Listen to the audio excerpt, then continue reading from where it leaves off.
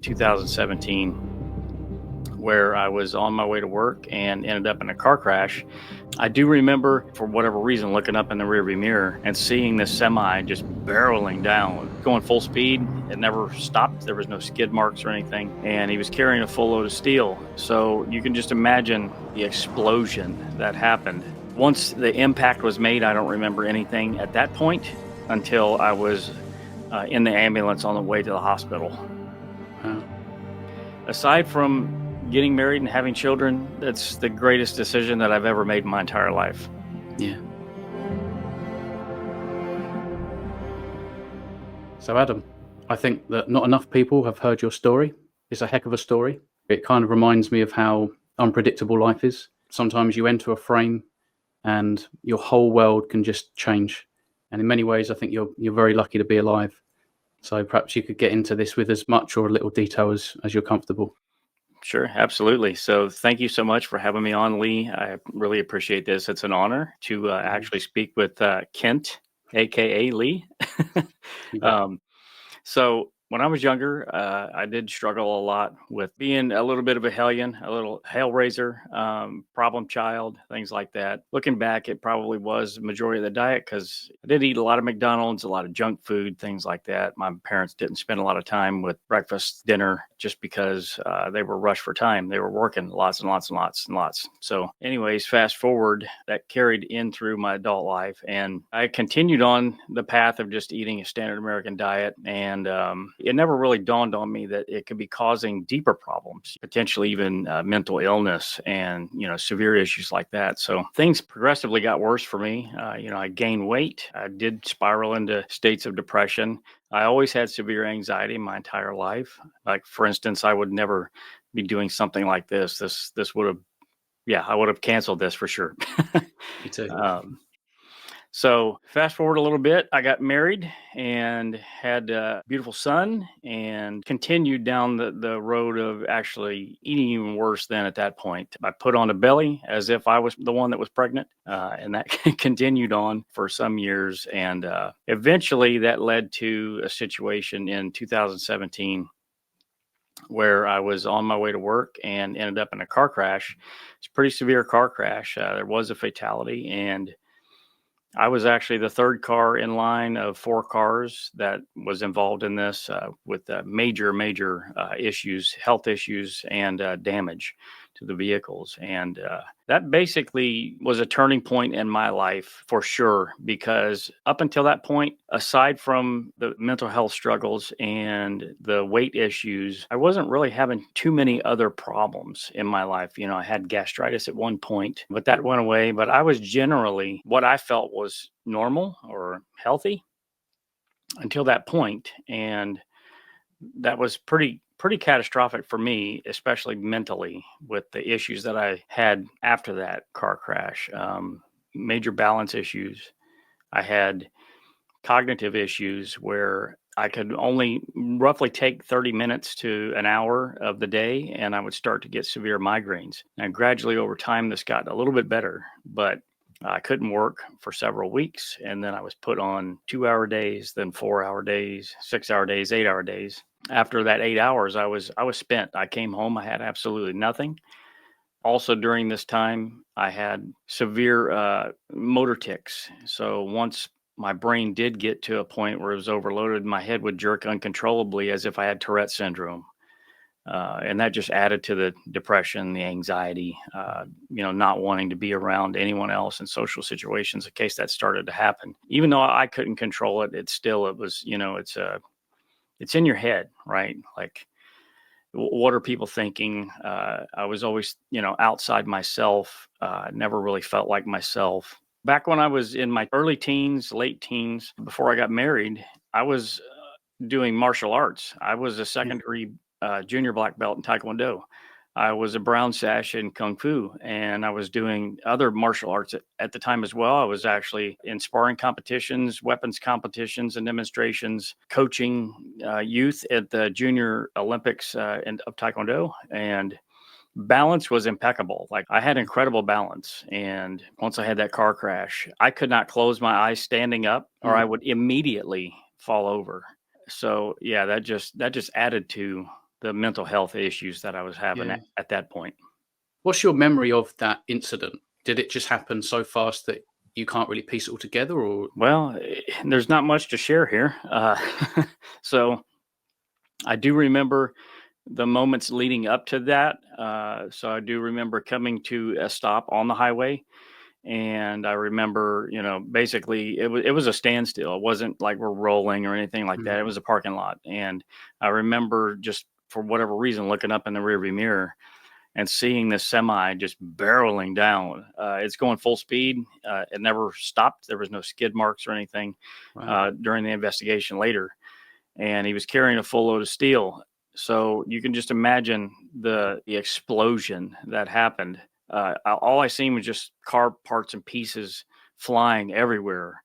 Mm, And remembering back, it's almost like I was in the Matrix, like a sort of slow motion, how I'm seeing yeah. all that stuff. And once the impact was made, I don't remember anything at that point until I was in the ambulance on the way to the hospital. Wow. I think that you said that you lost 10% of your brain function. How do they measure that exactly, or is that kind of like a rough estimate? I think it's more of a rough estimate, basically based on what a healthy person should be able to do versus what I was not able to do, Mm, and that was all sorts of tests that they did. There was psychological tests they would do. There was neurological tests they would do. There was memory tests, speech tests, balance tests. Obviously, the physical yeah. portion of it as well. And they determined that roughly I had lost 10% of what I actually had before. So Which is huge. That's yeah, massive, isn't it? That 10% absolutely. is massive. You get one brain, you get one life, and here you are in this situation. That's right. So, how long did it take until you felt like you got back to somewhat of a normal life? Perhaps you could take us through that a little bit.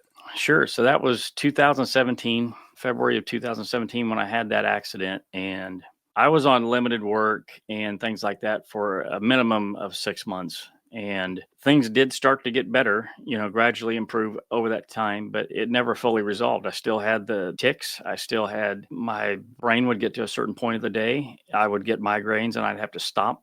I still Mm, had vertigo effects. If I walked down a long hall or a corridor, for whatever reason, that would trigger a vertigo effect. Everything would mm, just start spinning and I'd fall over. So those sorts of issues still were in effect, still happening.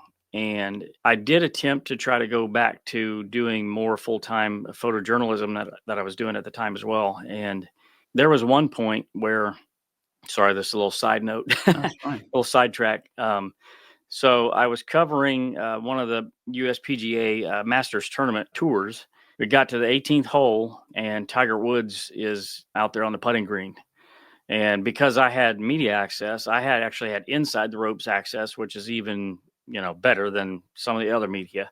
Mm, So I was, of course, hey, I'm going in, I'm getting as close as I possibly can to get the shot, and I came this close, Lee, to passing out and right. falling down and rolling down a hill on national TV. And it was all just due to the balance issues and the cognitive issues where Mm, my brain was basically overloaded at that point, and I probably should have called it off long before that. But it's quite a coveted position to be in where I yeah. was, so I foolishly made the decision to keep going with it. He ended up missing the shot, so I didn't get that reaction shot like I wanted, but but it makes for a good story and a good learning lesson for the future. But yeah, almost on national TV, I went rolling down a hill, and I Wow. can't even believe that I did something that stupid because that would have ruined my entire career. I would have never been credentialed anywhere else if something like that had happened. But so, at any rate, things did slightly get improved over a couple of years. I went to speech therapy. My wife is an occupational therapist, so I was doing quite a bit with her, and of course, physical therapy for 2 years. And it just finally got to a point where things had plateaued for me, and I still had these issues. I would say roughly 5%, 6% of the problems were still there. And the doctors basically said, this is probably a permanent thing. It's Mm, probably not going to really get any better than this. So I stopped going to therapy. I still practice some things, memory, recall and practices, in that area, but it never resolved.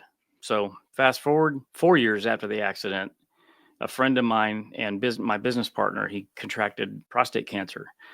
So he's searching for ways to try to, beat the cancer, and found a protocol that a friend of his was on 17 years ago, Mm. which was essentially a raw vegan diet. Now, mind you, at the time I'm eating trash. I'm just eating whatever at this point Yeah. still. So out of solidarity with him, I said, "Hey man, I'll do this with you. If this is what you want to do, I'll do this with you." Even though I absolutely can't stand vegetables. And then having to eat them raw is like, Right. Wow. so Yeah. gross. So yeah, I got into the juicing and just all that stuff, and that whole entire space. Well, while I had the head injury, I got to rewind a little bit. I had Mhm. an issue called vitiligo around my waist, where Mhm. it's a condition where your skin doesn't produce melanin. It's an autoimmune condition, and it never really changed for a long, long time until I went on this raw vegan diet. So I did this for almost 2 years, and that autoimmune condition got worse. It showed up on my All right. arms, and I thought, my God, this is going to show up on my face or something like that. And that's where I started looking into how can I reverse this, and that's how I came upon the carnivore diet. Right. Because Joe Rogan, he's talked about that, right?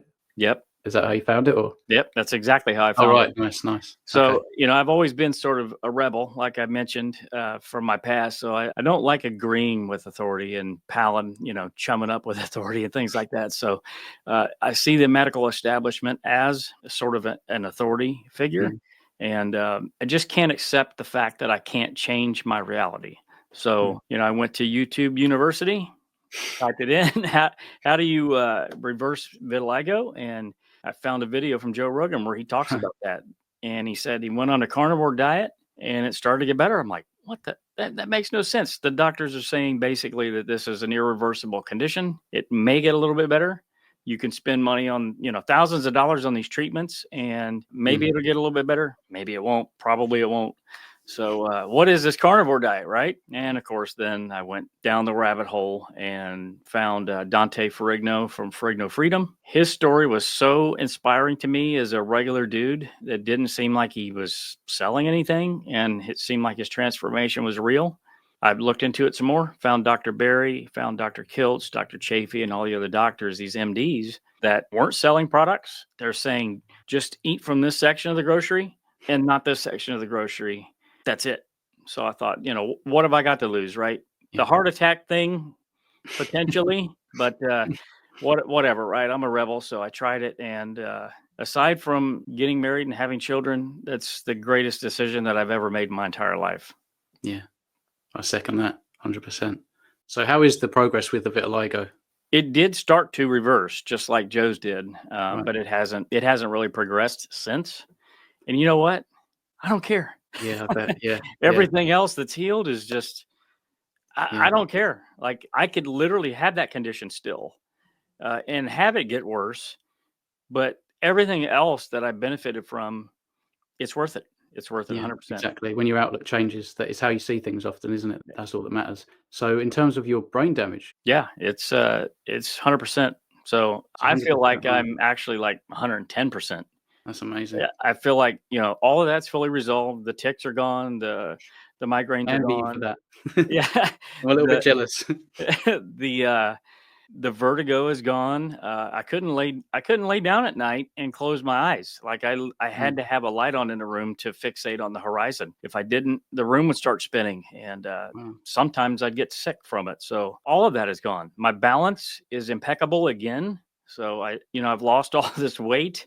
I wasn't even doing it for weight, and I Yeah. lost 80 pounds. Like, what the heck? I'm starting to gain muscle. That's a lot of weight Max, as well. yeah, Max, Bella's husband, he was like, dude, like, I just saw you a month ago and it looks like you're packing on muscle. Like, what are you doing? I'm like, eating steak. Yeah. Oh, it's Yeah. amazing. So what do you attribute that to in terms of, say, like if we focus on your brain and the cognition and all this kind of stuff, what would you put that down to, do you think? Obviously, you've cut a lot of things out and now you're eating differently, but what do you think's going on with that? I attribute the healing of my brain to the amount of cholesterol that I'm eating. I'm giving my body bioavailable nutrients that Yeah. can actually repair the nerve damage and the damage that was done in my brain. There's no other way to put it, because standard American diet, things got a little bit better. I would argue that it was probably the fat and the meats, the cholesterol that I was eating in my diet that was allowing it to gradually improve over time. And then I went on a raw vegan diet, which is supposedly, really, really good. It was a total elimination diet. Like I Mhm. didn't have processed foods. I didn't have, any excess sugars or anything. I mean, I ate super, super clean and supposedly extremely healthy. And that issue never resolved itself in 2 years. Yeah. So I go carnivore, 100% carnivore. And within 5 months, the brain issues completely 100% resolved itself. So there's no other question in my mind that it was the carnivore diet that healed my brain Yeah. damage. It's incredible. Do you want to get Absolutely. into what your carnivore diet looks like? And has that evolved like from day one to where you are now? I basically started with Dr. Berry's protocol, if you will, beef, butter, bacon, eggs. And gradually over time, I just stopped eating as much bacon.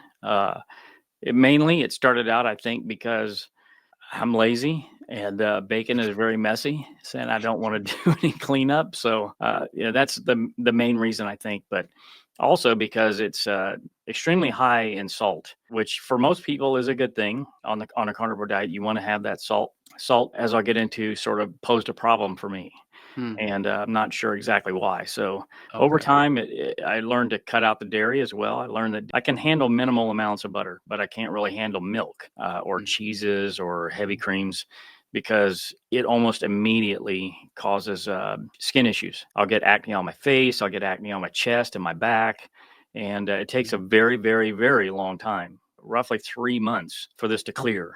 And I'm Right. not sure exactly what that is. I try to follow Dr. Berry's saying where he says milk is for babies. So Yeah. if I I actually could agree. tolerate it, I would most definitely partake in having dairy because I love it. Yeah. Oh, it's very Moorish. It is very satisfying. We all get cravings, I think, for that stuff. I think, in my opinion, if you're an autoimmune sufferer, you certainly lose your plant privileges, but I think you also lose your dairy privileges because of the casein. And so perhaps, you can tolerate perhaps ghee or a little bit of butter if your steak's a bit lean here and there, but preferably you want to just stay on track. And that's kind of true of me. I never would have imagined that this was even possible, and how I feel, the lack of inflammation, the the cognitive improvements, the Yeah. focus, the mental clarity that I have. I do feel like I'm connected spiritually, Yeah. which just kind of seems strange to even say that, my higher self, my spirit, I feel like I'm connected much more with that. Yeah. Yeah, it's it's It's just amazing. incredible. Yeah, definitely. It's interesting because I feel like we've got quite a bit in common actually. Because when I met you, I didn't realize how creative you actually were. Would you like to get into some of what you do? Your creative side, because you were showing me a bit of your artwork and stuff like that. Obviously, you're a professional photographer, and now you're helping with the whole production and the direction of the documentary, which is why I met you.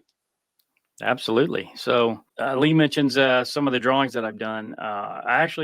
So since I've gone carnivore, I've done a few pastel paintings, and I'll be honest with you, I was literally flabbergasted at the quality of this thing. Like, I was in some sort of flow state while I'm doing this art. And for people that don't understand art, it's somewhat complicated, especially if you're doing photorealistic things or you're trying to copy something else. It's very hard to do, especially with blending of colors and working with the color wheel and just trying to make it look lifelike. And I was able to, I feel, somewhat reproduce that in that art. And I attribute that literally to nothing else than the carnivore diet. When I was younger, I would do pencil sketches and things like that, doodling around. Some of them were probably better than most people, I guess. But basically, from that point on, I never really did any other art until I started on that project. And actually, what's behind me right now, I've got a large project that I'm going to get started on here soon that basically conveys the healing power of beef, and I want it to portray hope and healing. And yeah, so anyways, over time that will eventually have stuff on it, Nice. and hopefully we can see as that progresses. But so yeah, this creative side of me has just opened up. And through my journey with the carnivore diet, I came across Kerry Mann at Homestead Howell YouTube channel, and he's running around like Jojo the Circus Bear on his channel, all excited. Oh, I can't believe it, right? Carnivore diet, it's so great. And so I believe I seen his 30-day video, and then subscribed to his channel, watched a few videos after that, and he had mentioned that hey, we should do a carnivore diet documentary. And I felt exactly the same way. Like, this information feels like hidden knowledge for some Mm, reason. It's almost like the magic pill, like you're taking the red pill. yeah, And for whatever reason, society at large just sort of, I wouldn't say suppresses this information, but it's just not available. What a better way than to show real life stories of people that have transformed themselves, such as yourself, Lee. And they're on a proper human diet and things are so much better for them. Now, some will say that, hey, yeah, this is anecdotal evidence, but you know what? When you have thousands and thousands and thousands and thousands of anecdotes, at some point you have to understand that this is actually evidence, right? yeah, It may not be the system's RCT or put together in a way that the medical establishment would qualify it as anything correct. mm, But yeah, the stories that we've been able to collect with this documentary are just, they're next level. Yours included. So it's going to be tough trying to figure out exactly who to put in the actual documentary and who yeah, not, because we've interviewed over 40 people. Obviously, we can't have 40 interviews in a documentary, but bits and pieces here that help support some of the main characters, and then the series afterwards. So I know I'm kind of all over the map with that, probably just because I'm excited. So yeah. No, it's great. It's an incredible project. You guys have got your hands full. I'm amazed at your schedule. When you were really flexible with this podcast, I was like, no way. How have you got any time? Because you pretty much came back from Australia and then back in the States, then you're UK, and now you've got one in Arizona. It's coming up. You yep. want to talk a little bit about that? Yeah, so for anybody watching, we're going to start doing meetups, basically globally. We had one in London that you were a part of, which was freaking awesome. Yeah. And then we had one in Australia that we were invited to go speak at for the documentary itself. But these past few meetups that we've had, that we've actually run, Carrie has been inspired to do many, many more of these. So it's only prudent of us to do more of these, to meet more people, to help spread the message of the documentary itself, and to amplify these voices that are in the community, and get these stories out to help inspire hope for others that they can themselves also make this change and improve themselves, their families, their communities as well. And that's how we heal humanity, is by spreading the stories and spreading this message.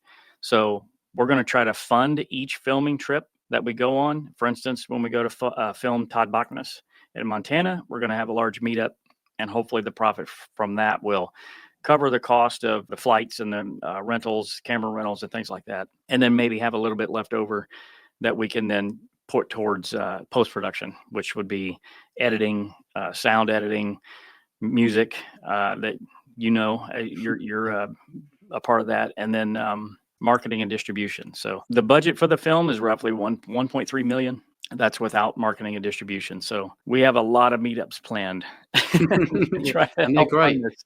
They're great. They're unforgettable. I think they're really special experiences because a lot of the time it's become a bit of a cliche, but we are ostracized in many ways, And if I think about just my position here, I'm carnivore. My mum's carnivore. My brother's carnivore.